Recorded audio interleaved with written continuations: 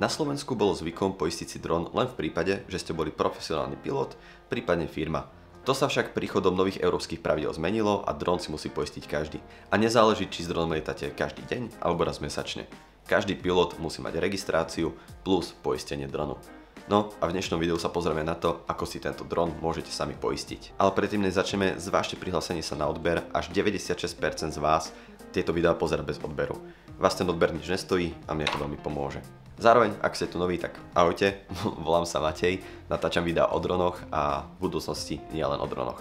Takže veľmi by som váš odber ocenil. A ak by ste mali záujem vymeniť pár mojich kníh za byt v Bratislave, minimálne dvojizbový, napíšte mi dole do komentáru. Poďme teraz ale na samotné video. Pre účely tohto videa budem používať dron Mavic Air 2 a stránku alebo firmu CoverDrone. Nie, toto nie je platená spolupráca ani reklama. Želal by som si. Odkaz vás hodí na hlavnú stránku CoverDronu, kde stačí kliknúť na tlačítko Start a Quote a tu vybrať Drone Insurance, to znamená poistenie dronu. Aby sme si mohli dron poistiť, musíme si najprv vytvoriť profil. Pre účel tohto videa si profil vytvorím spolu s vami. Takže najprv vyplníme všetky potrebné údaje, ktoré sú od nás vyžadované pre registráciu, ale pozor, dávajte si extra bacha, čo vyberiete, prečo lietate s dronom. Pretože tieto tri možnosti, ktoré tu vidíte, sú jedným z kritérium, podľa ktorej sa odvíja výška vášho poistného.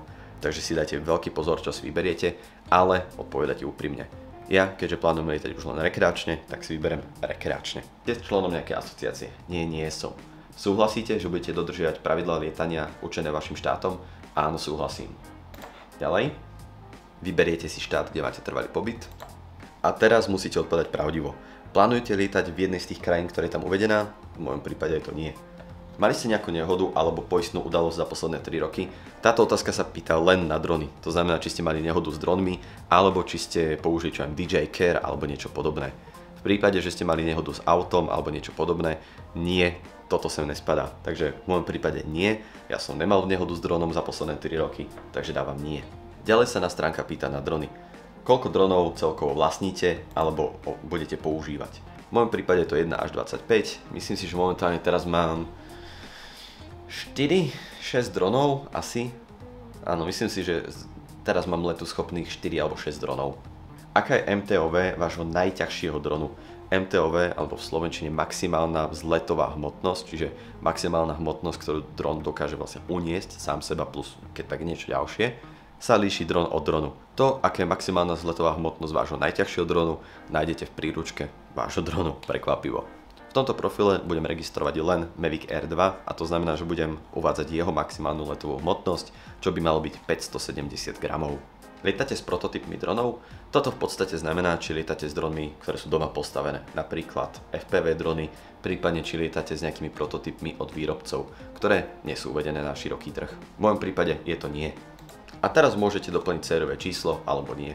V mojom prípade sériové číslo nechám prázdne. V prípade, že si chcete poistiť viacero dronov zároveň, môžete kliknúť na tlačítko Add Another Drone, to znamená pridáte ďalšieho drona. V mojom prípade to tak nie je, poistujeme len jedného. Dáme ďalej.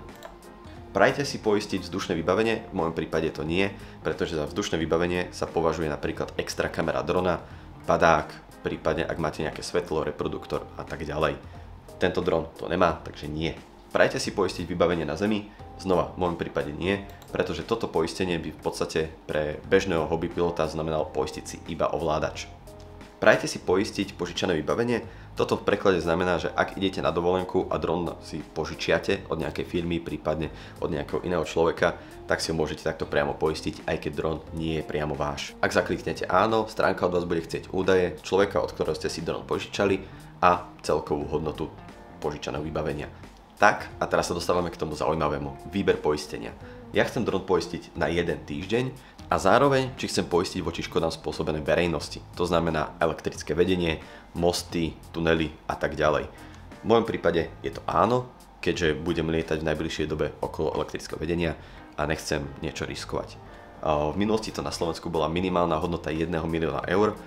CoverDrone nám dovolí vyberať si hodnotu buď 1,3 alebo 2,6 milióna. Čiže ja vyberám tú nižšiu 1,3 milióna.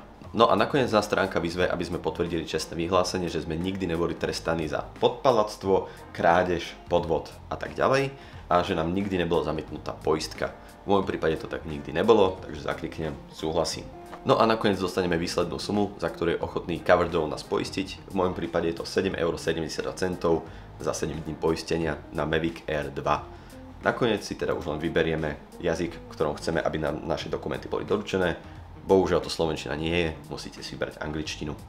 Nakoniec skontrolujete, či všetky údaje sedia, ak nie, opravte, doplňte a môžete kúpiť. Platba bola potvrdená, takže poistka nám platí od termínu, ktorý sme si zvolili. V prípade, že ste si dron poistili na dovolenku a pokazí sa počasie, prípadne sa stane niečo iné, môžete si vašu poistku pozmeniť. Stránka vám to umožňuje pomocou tlačítka Amend. Alebo v prípade, že budete chcieť kúpiť poistku ešte raz, môžete, iba vyberete dátum, odkedy má poistka platiť, zaplatíte a nemusíte vypísať všetky tieto veci, ktoré ste teraz videli. No a to bude na toto video všetko. Dúfam, že sa vám video páčilo a bolo pre vás užitočné.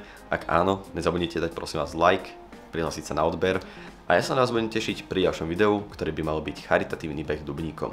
Zatiaľ sa majte a čaute.